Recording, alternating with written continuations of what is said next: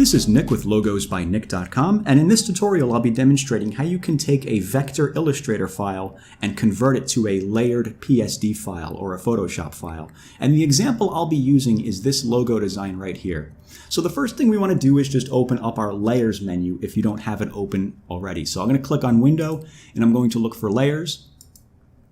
And if you notice here, I created everything on one individual layer, as you can see in this window up here. Now, if you created your design in a series of layers and you want to preserve those layers in your Photoshop file, then you can skip this next part. You're already good to go. But if you want to create a layered Photoshop file from this image here with everything on one layer, you're going to have to create a series of layers. So what I'm going to do is I'm going to click on this menu up here, and I'm going to choose Release to Layers, Sequence.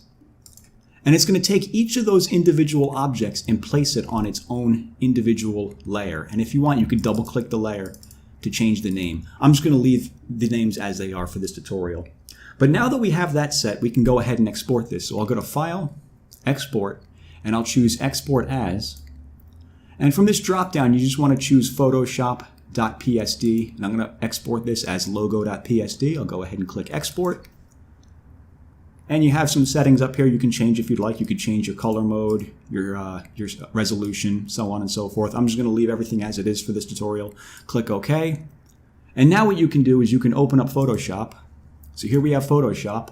I'm going to press Control-O to open a file. And I'm going to look for logo.psd. There's my file.